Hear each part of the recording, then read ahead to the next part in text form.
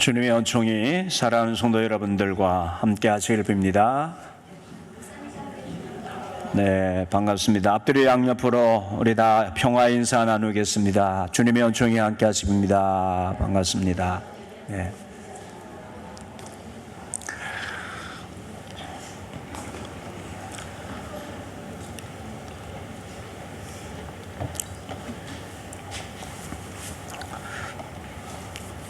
오늘도 살아계신 주님께서 우리와 함께 계심을 믿으시면 크게 아멘 하시죠.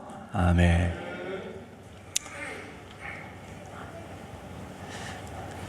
네, 진해에는 벚꽃이 활짝 피어서 이제 이번 주간부터 본격적인 벚꽃 축제가 시작된다고 해서 오늘 전국적으로 많은 사람들이 그곳을 가고 이제 코로나가 풀리면서 그동안 못 다녔던 곳을 다니느라고 우리 그리스도인들도 주의를 안 지키고 덜로 산으로 나가는 분들이 소홀찮게 있을 것 같아요. 우리는 생명 걸고 주의를 지키는 그러한 하나님의 자녀들임을 기억하시기 바랍니다. 아멘이시죠? 네. 그리스도인이라는 이 이름의 무게는 참 무거운 것 같습니다. 마치 큰 짐을 지고 가는 듯한 느낌이 들 때가 많아요. 특별히 목사인 저는 요즘에 사회적인 교회를 향한 인식하에서 어디 가서도 드러내놓고 제가 목사입니다라고 밝히기가 꺼려질 정도입니다. 여러분도 내가 그리스도인입니다 하고 그렇게 드러내기가 참 그렇죠. 네. 2주 전에 설교 시에 말씀드린 것처럼 이 본문의 설교 주제인 너희는 소금과 빛이라는 마치 우리 그리스도인들이 관용구처럼 사용하는 이 말이 주는 느낌은 언제나 상당히 부담이 되는 말씀으로 작용합니다. 하지만 그만큼 이 그리스도인이라는 이름의 영광이 크기 때문임을 알아야 한다고 했죠. 아멘이시죠? 아멘.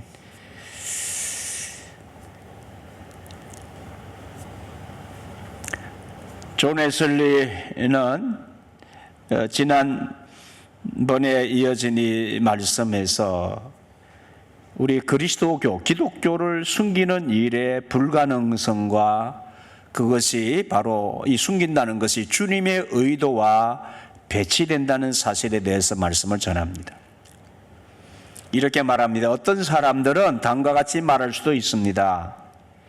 이 소금의 맛을 드러내지 않게 은밀한 가운데 온 세상 사람들이 거의 인지할 수 없는 방법으로 이 세계에 전할 수는 없습니까? 이 세상에 우리 자신의 정체를 알리지 않고도 그 속에 이 세상 속에 우리가 숨어 있지 않을까? 믿음을 내면의 영역에 은밀히 간직한 채 살면 안 되느냐? 그런 말이죠. 그런 얘기 할 수 있죠. 근데 그렇게 웨슬리는 이어서 말합니다. 그러나 참된 그리스도교적 믿음이 우리의 마음 속에 실제로 있다면 그것을 감추는 것은 불가능하고 또 그렇게 감추며 사는 것은 믿음을 주신 하나님의 의도에, 본래의 의도에 역행하는 일이다 라고 말합니다. 기독교 신앙을 가지고 있는 자가 그것을 감춘다는 것은 불가능하다, 그런 얘기죠. 너희는 세상의 빛이다. 산 위에 있는 동네는 숨겨지지 못한다. 이런 주님의 말씀은 숨기지 못한다는 것이죠. 그리스도인들은 내적인 성품과 외적인 행실에 있어서 세상의 빛입니다. 드러나지 않은 채 사람들 가운데 거할 수 없습니다.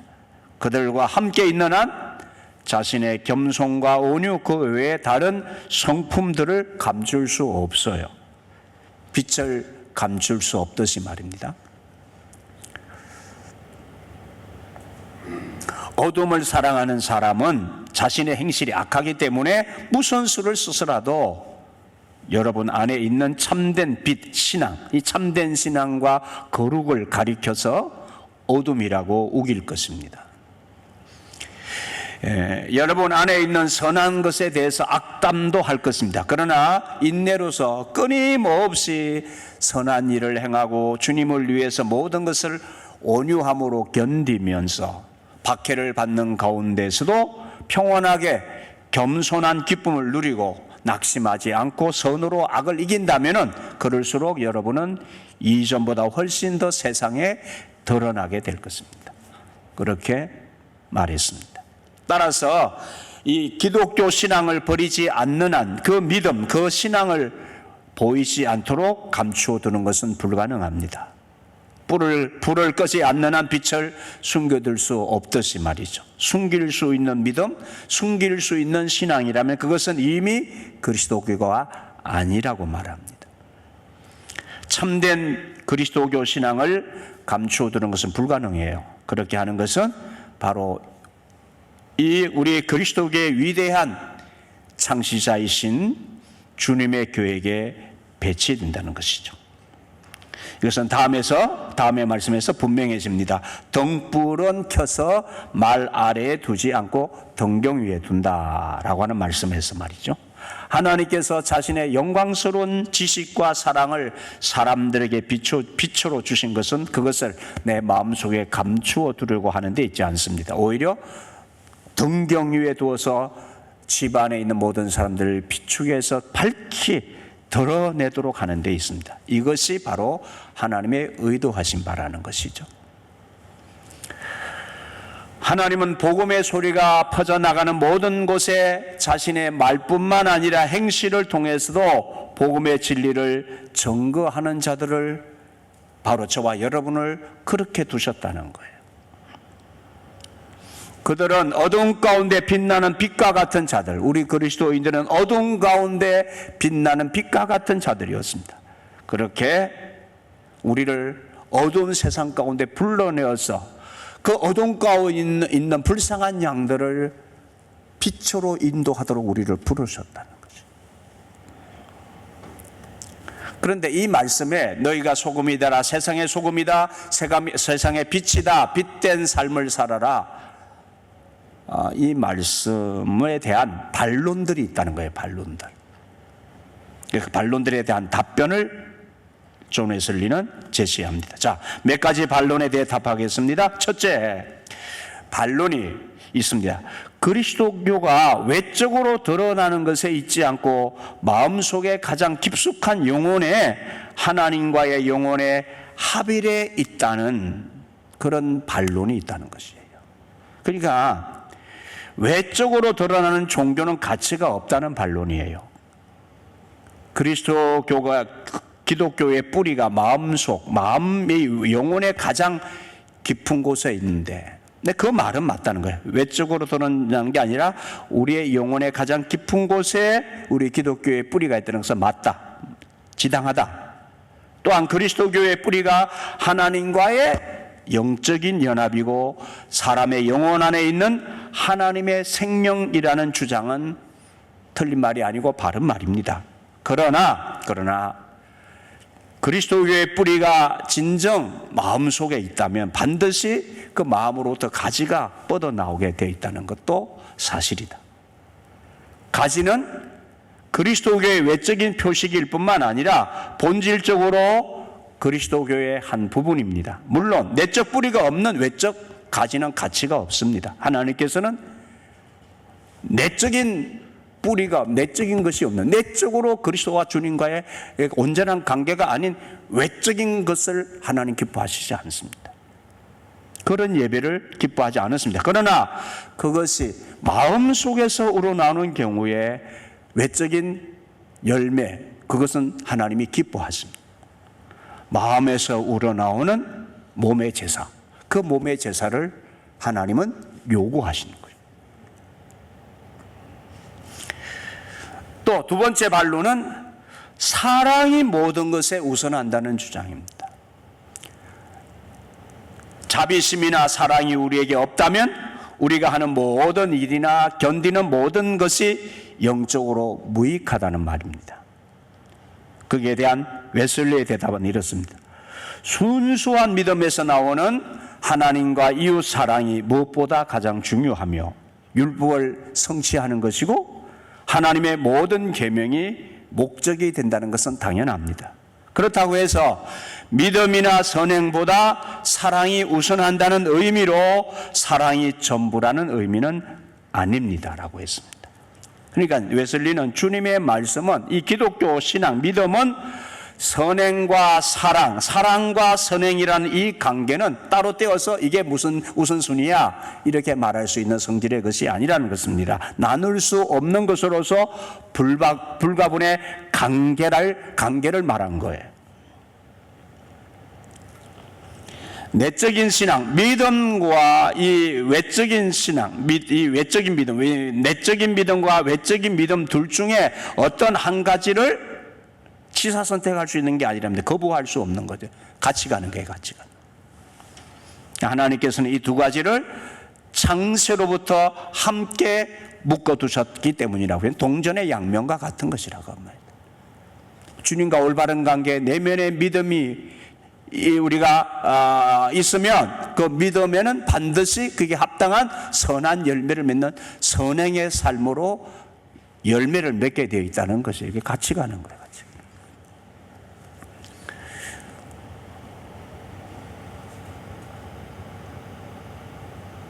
그 이어서 하나님은 영이시니까 예배하는 자는 영과 진리로 그분을 예배해야 한다고 하지 않습니까? 이것도 반론이죠. 이것으로 족하지 않습니까?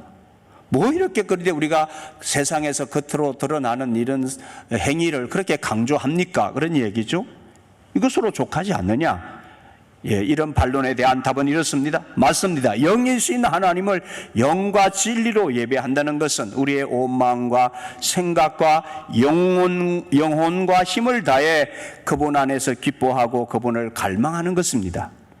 그것은 그분께서 순결하신 것처럼 우리도 순결하여 우리가 사랑하는 그분을 본받는 것입니다. 생각과 말, 행실 가운데서 우리가 믿고 사랑하는 그분께 순종하는 것입니다. 따라서 영과 진리로 하나님을 예배하는 한 방법은 그분께서 명하신 외적인 계명을 지키는 것입니다. 우리 영혼뿐만 아니라 우리 몸으로 하나님을 영화롭게 해드리는 것입니다. 우리 마음을 하나님께 올려드리면서 외적인 행실로 나아가는 것입니다. 날마다 그것이 하나님께 희생제사를 드리는 것이요. 그것이 우리가 말하는 삶으로 드리는 예배. 삶이 예배되는 생활을 말하는 것입니다. 외적인 행위로 나타나는 열매가 삶으로 드리는 예배라는 것입니다.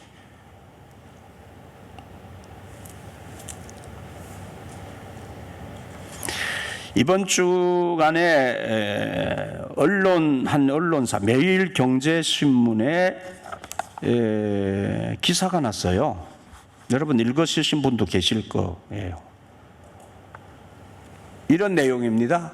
입사 5개월 된 신입사원이 월, 수, 금 연차를 내서 쓰는데 연차 이유가 쉬고 싶어서 그랬다고 하는데 어찌하오리까? 이게 이제 그 사원이 올린 거예요, 기사를. 월, 수, 금 연차를 회사하시는 분들 무슨 의미인지 아시죠? 예? 월, 수, 금 신입 5개월 차 된 신입 사원이 월, 수, 금 연차를 쓴다는 거예요. 그러니까 월, 수, 금 연차는 거는 월요일이면 그 전에 금, 토, 일, 주일 쉬고 또 월요일까지 쉬는 거예요. 예. 그 다음에 또 월요일에 쉬었으니까 화요일 한번 나가고 또 또 금요일 또 하루 나가고 목요일 하루 나가고 금, 토, 일, 월, 월까지 또 쉬는 거예요. 이렇게 연차를 냈다는 거예요. 회사 안 다니신 분 무슨 얘기인지 잘 모르실 것 같아요.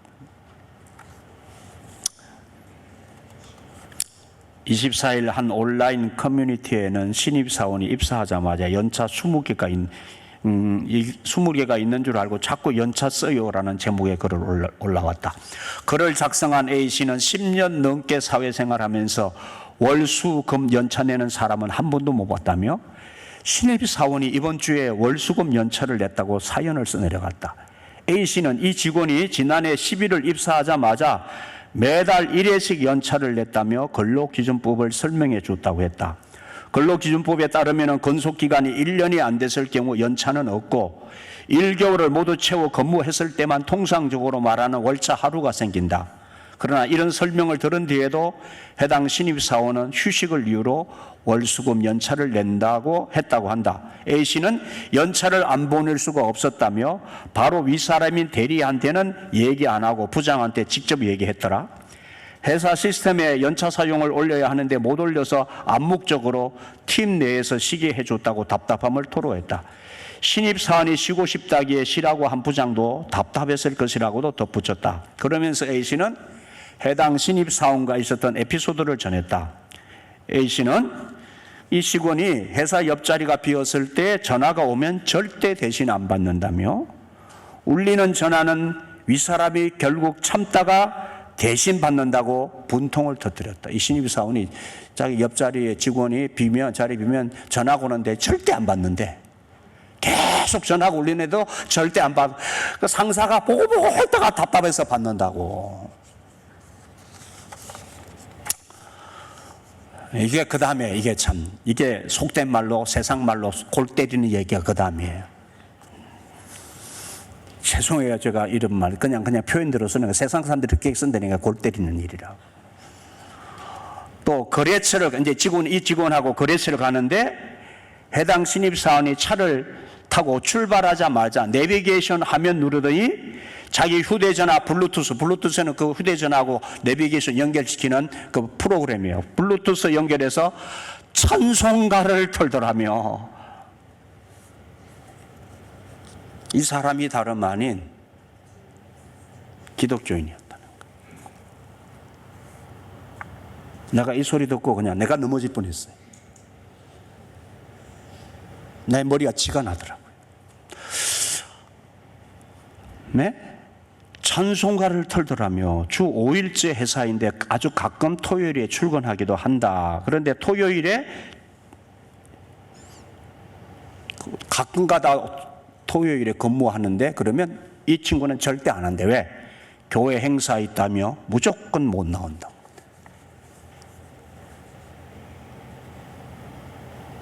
여러분, 이 사람이 기독교인인지 나는 이게 정명석파 아닌가 싶은. 이게 이단이 아닌가? 그냥 찬송가를 틀더라고 했는데, 아니, 교회에서 도대체 어떻게 가르치고 어떻게 배웠길래, 보면은 이 사람은 자기는 하나님과 너무 깊은 관계야. 너무 자기는 하나님 사랑해. 너무 찬송가 듣고 싶고, 너무 은혜야. 아주 죽겠어. 하나님 너무 사랑해.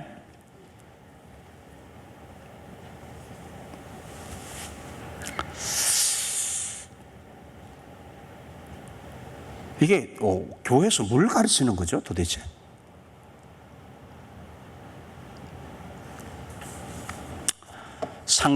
상식선에서도 행동을 하지 못하는. 그러면서 이게 은혜야. 나 하나님 사랑해. 자기 내면에 하나님 사랑하는 것이 있고 누구보다도 열정적으로 그 하나님 중심으로 사는지 모르겠지만 이 사람의 이 행동이 상식에서도 벗어나서 행동하는 이 사람의 행동이, 이 그리스도인 이 친구의 행동이 삶에서 예배하는 생활이 아니라고 말해요. 삶으로 주님을 증거하는 것이 아니라 삶으로 주님의 영광을 가리고 있잖아요. 이게 하나님께 예배하는 생활이 아니라고 말이에요. 예? 이게 댓글들을 보니까 차마 댓글들 하나도 지지하는 사람 없어요. 참 뽑은 회사 시스템에 문제가 있는 거지. 굳이 왜 보내줘야 하는지 모르겠네. 그걸 허가해 준 것도 웃기네. 예? 그냥 취직은 왜 해서 업무 방해를 하는 거야? 거지 같은 노동법은 이런 애 저런 애 뭐라 하면 직장 내 괴롭힘이라고 그러고 자르면 부당해고라고 그러지. 그러면서 여기 이게 또 대깨독이네. 대깨독. 우리 기독교인들을 비난할 때 쓰는 말이네. 대개독이네. 이 또 개독교네, 개독교네 이렇게 또 쓰는.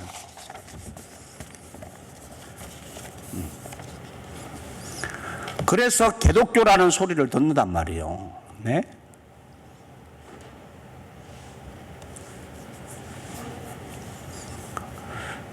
여러분, 무엇을 사든지 팔든지 먹든지 마시든지 그분의 하나님의 영광을 위해 행하는 것이 하나님께 드리는 삶의 예배요, 하나님께 영광을 드리는 희생 제사인 거예요.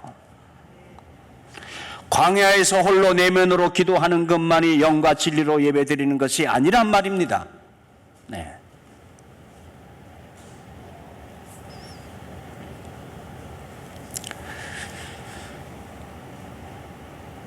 묵상은 영과 진리로 하나님을 예배하는 여러 방법 중에 하나에 지나지 않습니다. 여러분, 성경을 읽고 찬송을 듣는 것도 하나님을 예배하는 여러 방법 중에 하나에 지나지 않아요. 이 방법에만 전념한다면 그것은 하나님께서 받으실 만하고 또한 우리 영혼에 유익이 되는 다른 많은 영적 예배의 가치를 다 없애버리는 것이 됩니다. 그 사람이 다른 모든 영적 예배의 가치를 다 없애버리는 행위를 하고 있는 거예요. 외적인 것에 신경을 쓴다고 해서 그분을 생각하는 열정이 식는 것은 아니에요. 웨슬리가 그렇게 말했다.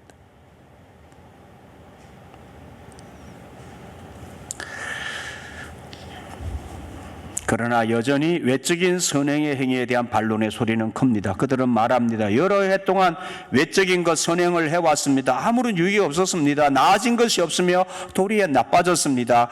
은혜의 수단이라는 외적인 수단에 의지하던 때 우리는 스스로 자기가 그리스도인이라고 착각했을 뿐 정작 그리스도교가 무엇인지 모르고 있었습니다.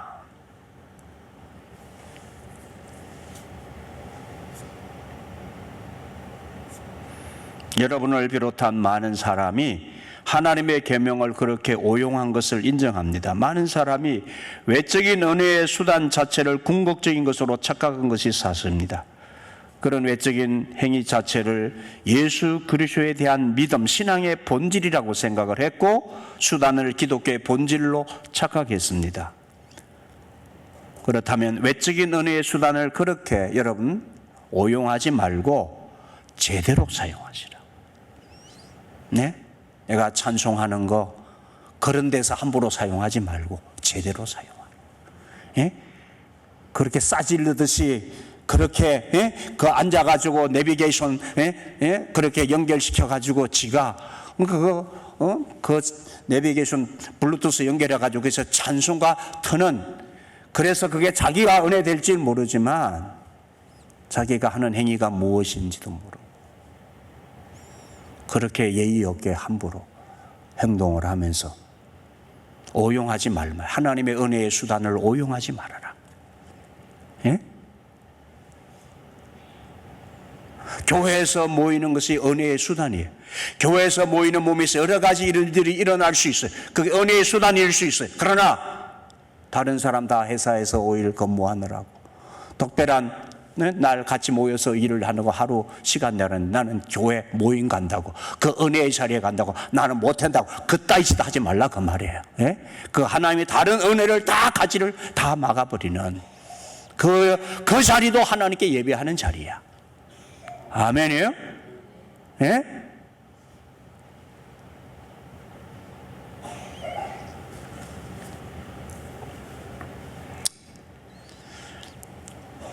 그들은 또 말합니다. 경험이 잘 보여주듯이 누군가에게 선을 행하려고 애쓰는 것은 헛수고입니다.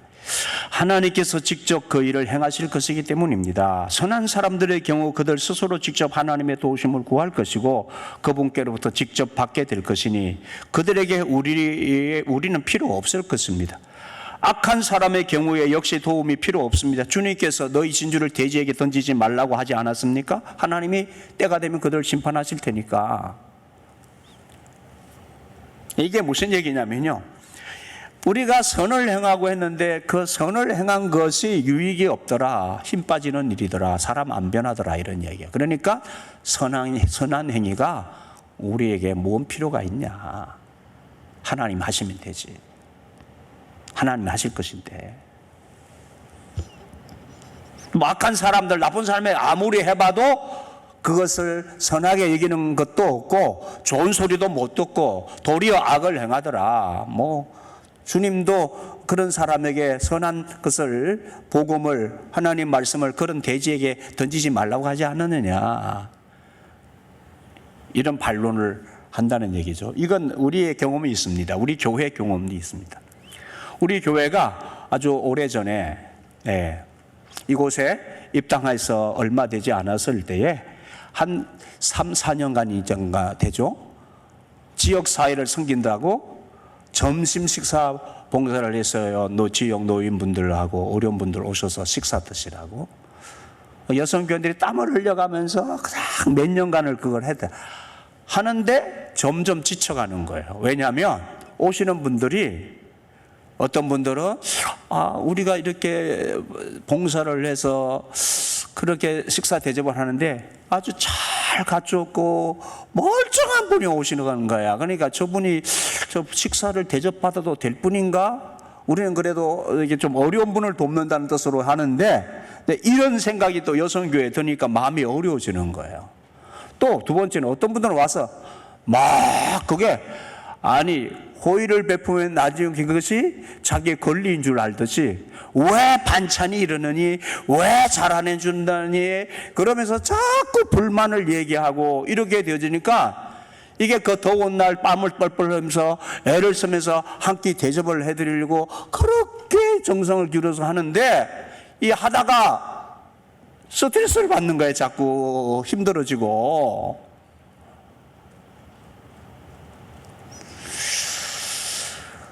그러다가 고민 끝에 그만하자, 다시 생각해보자 하고 중단을 했어요. 몇 년을 하다가.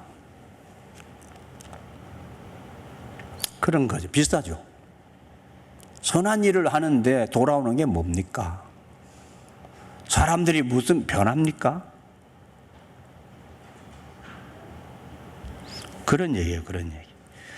막 깽판을 쭉 하는데 그 판, 차라리 그걸 안 했으면 와가지고 막 깽판 치는 사람도 있다고, 막 깽판 치고 막 난리를 치는 사람도, 막 순경 파출소도 이래가지고 또 사람 불러야지, 경찰들 불러야지, 막 이런 일이.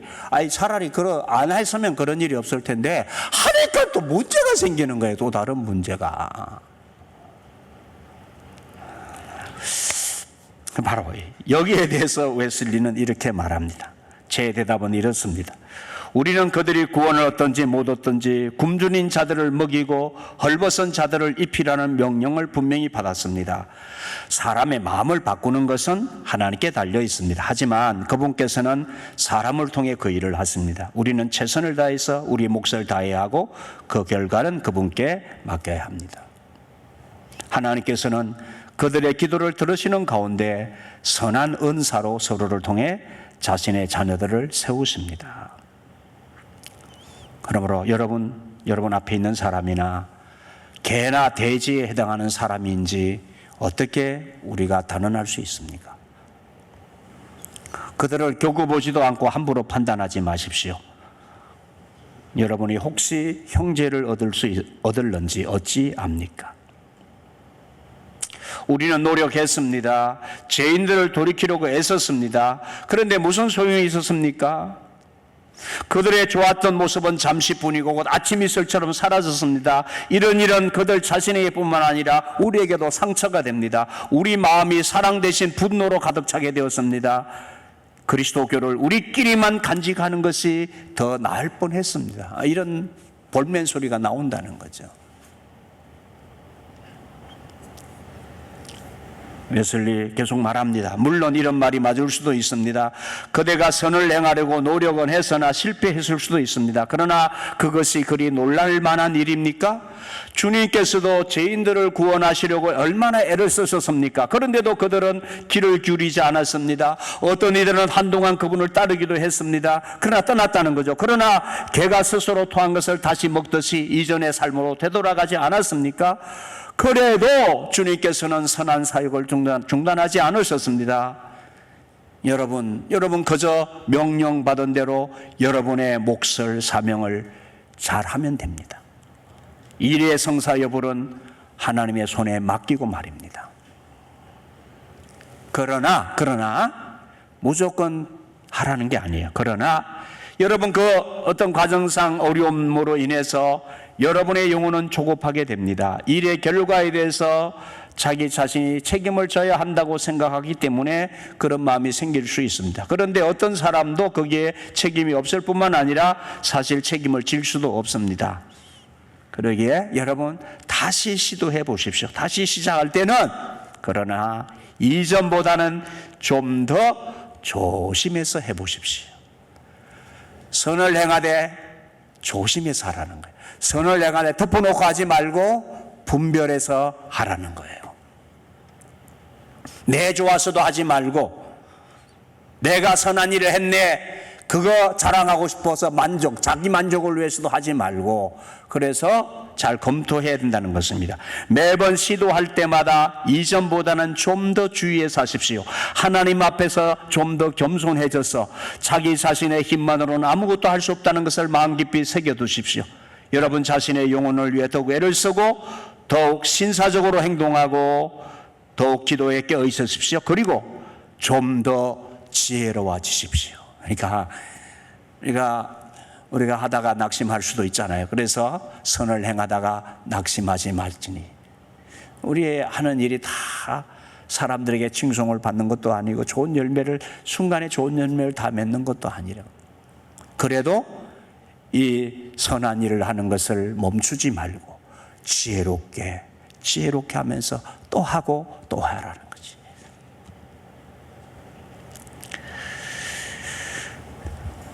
너의 빛이 사람 앞에 비치게 하여 빛을 비추라. 즉 여러분의 마음이 겸손하고 세상에 대한 태도가 친절하며 지혜에 있어서 온유하십시오. 영원한 것들에 대해서 진지하고도 비중 있게 관심을 기울이고 사람들의 죄악과 비참함에 대해 애통해 하십시오.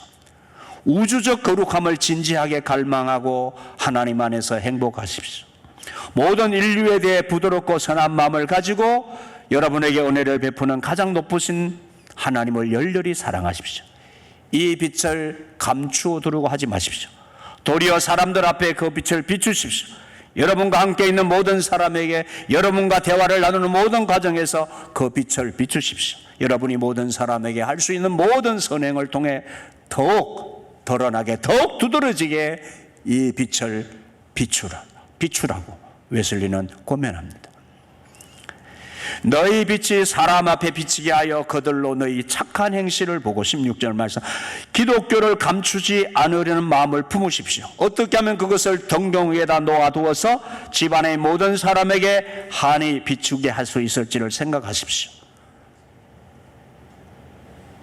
여기서 중요하게 웨슬리가 권면합니다.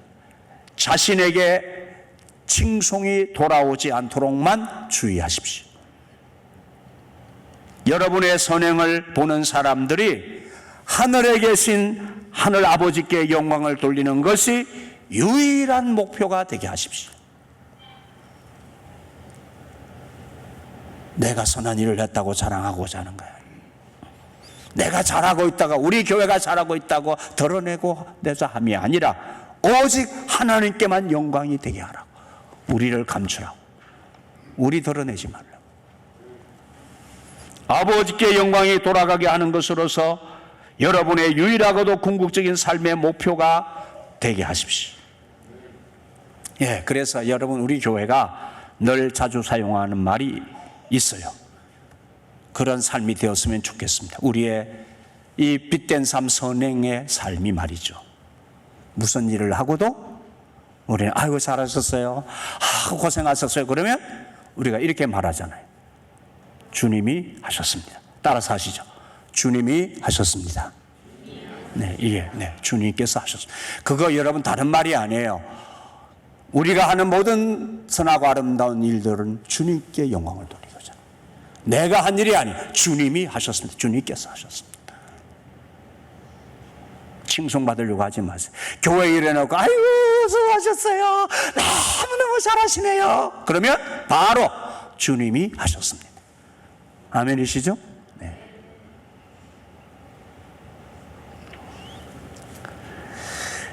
위선으로 사랑을 하는 자가 되지 마십시오. 여러분의 말과 마음속에 품은 것이 동일한 것이 되도록 하십시오. 여러분의 대화에 어둠이나 숨기는 것이 없도록 하고 여러분의 행동에 가식이 없도록 하십시오. 그리할 때 모든 사람이 여러분 안에 있는 하나님의 은혜를 보게 될 것입니다. 여러분의 예수님과 함께 있는 자임을 알게 될 것이고 여러분 자신을 돌이켜서 여러분의 영혼의 위대한 감독이신 하늘에 계신 여러분의 아버지께 영광을 돌리게 될 것입니다. 사람들로 하여금 여러분 안에 계신 하나님께 영광을 돌리도록 해야겠다는 이 한 가지 생각만을 가지고 주님의 이름으로 하나님의 능력으로서 전진하십시오. 여러분 홀로 남겨진다 하더라도 그것이 하나님의 길을 걷는 것이라면 결코 부끄러워하지 마십시오. 경건의 행위와 자비의 행위로 모든 선행을 하는 가운데 여러분의 마음속에 그 빛이 빛나게 하십시오 라고 웨슬리는 권면합니다. 마지막 한 가지 예를 나누고 말씀을 마치겠습니다. 여러분 물어보겠습니다. 도로 위에 스티브 잡스라는 말 들어보셨나요? 아시면 손 한번 들어보세요. 도로 위에 스티브 잡스. 이 말을 아는 사람. 이 말을 누구를 일컬어서 하는 말인지. 스티브 잡스는 아세요? 스티브 잡스는 아시. 스티브 잡스. 그 사과 애플 핸드폰 만든 회사 대표였던데 그 암으로 돌아가신 건 양반. 도로 위에 스티브 잡스가 있대요. 저는 이 이야기를 듣고 이 사람 참 이 사람에게 대한 이름을 참 잘 잡아줬다 이렇게 생겼어요. 여러분 고속도로의 진출입 노면 색깔 유도선 여러분 이용하고 계시죠? 그 도로 위에 유도선을 만든 사람을 일컬어서 도로 위에 스티브 잡스라는 별명을 붙여줬어요. 잘 붙였다 이런 생각을 해요.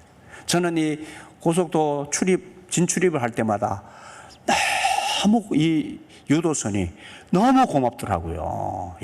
그래서 우리 가족들이 갈 때마다 제가 사람들하고 더 갈 때마다 그럽니다. 이 사람에게 발명 항상 줘야 된다.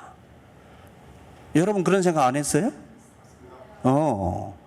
그 고속도로 막 속료로 달릴 때 이게 순간 아차하는 사이에 그 선을 놓쳐버린다고 우리가. 근데 이 선이 뭐해서 유도를 해주잖아요. 저 멀리서부터 이쪽으로. 그 전에는 바짝 다가와가지고 밑에 뭐 어디로 가라는 그어놓은 거 잘 보이지 않아요. 그런데 이 유도선이 너무 명쾌하게 안내해 주잖아요. 이분 도로공사 한국도로공사의 차장 윤석득 씨를 일컫는 말입니다. 이분이 발명한 거예요. 이분이 인터뷰를 했어요. 노면 색깔 유도선을 만든 계기가 무엇인가 물었습니다. 답을 합니다. 21년 3월경에 안산 분기점에서 교통사고가 났습니다. 승용차와 화물차가 급차선 변경으로 인해 부딪힌 사고였는데요. 이게 나가려다가 이렇게 잘못 나가다가 아차하다가 이게 부딪힌 거야. 승용차 운전자분께서는 무사하셨지만 화물차 운전자분께서는 그 강한 벽체에 부딪혀서 사망하셨습니다. 이 사건이 발생하자 지사장님께서 이렇게 말했대요. 초등학생도 알 수 있는 대책을 만들어 와라. 너무 사고가 자주 나니까 거기서 이렇게 나가야 되는데 못 간다고 꽉 하다가 그냥 자꾸 부딪히니까. 이 지사장님도 참 훌륭한 분이야. 그런 지시를 했어요. 초등학생도 알 수 있는 방법을 좀 찾아봐라. 그러면서 이제 이 말을 듣고 집을 가면서 고민을 하면서 집에 들어갔는데 아이들이 그림을 그리고 있었는데 그걸 딱 보는 순간 도로에다가 유도선을 그려주면 좋겠다. 이런 생각이 버떡 들더라는 거예요. 색칠을 하자, 도로에다 색칠을 하자. 그래서 그걸 그렸다는 거예요. 그런데 문제가 생기는데, 그런데 실제로 그 도로선을 그리고 나서는 사고 절감 효과의 경우 문서상으로 50%가 줄어들더라는 거예요, 사고가. 2020년 현재는 2017년 대비 3년 대비 사고 비율이, 그러니까 2011년에 시작했는 27년에서 3년간에 23%가 사고율이 감소했고, 안산 분기점에 사고가 발생했던 21년 대비해서는 사고율이 그때부터 60-70% 정도 감소했다는 거예요. 이게 문제가 있었던 거예요, 그게 자꾸. 그래서 노란 색깔 유도선을 만들 때 우여곡절이 많았다고 하셨는데 뭐였습니까? 네, 교통 전문가들은 이런 이야기를 하셨어요. 법적으로 정해지지 않은 색깔을 당신이 도로에다가 색칠을 했어요. 그로 인해서 만약에 그 도로 유도선 때문에 사고가 발생한다면은 당신이 물적 인적 피해를 다 감당해야 됩니다. 이 법으로 안 돼 있는 걸 그려놓으니까 분명히 사고율은 줄어드는데 법에 없는 거야. 이 이야기를 듣고 완전히 좌절을 했죠. 그런데도 이렇게 색깔 유도선을 설치하면 교통사고가 감소한다는 이 사실이 명확해서 설치해야 한다는 생각이 들었습니다.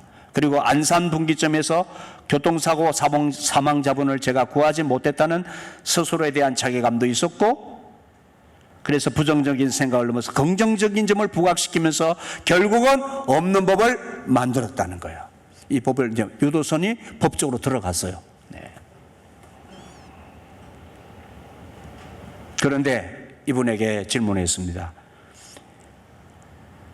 발명 특허를 내서 특허로만 받아도 엄청난 돈을 줄 수 있는데 왜 발명 특허를 안 내느냐고. 우리나라에만도 진출입로가 몇 개입니까? 진출입로 하나에 몇십만 원만 받아도 엄청난 돈을 벌 수 있을 거예요.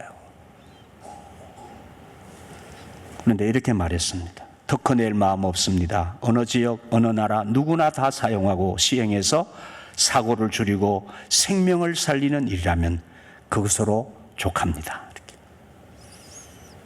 네, 사랑하는 여러분, 하나님께서 주시는 모든 은사에 있어서 선한 청지기가 되십시오. 어떤 일을 하든지 여러분의 힘을 다해서 하십시오. 선한 일을 힘을 다해, 믿음을 지키고 힘을 다해서 사랑하고 힘을 다해서 선을 행하십시오. 웨슬리의 마지막 이 설교의 겉면입니다.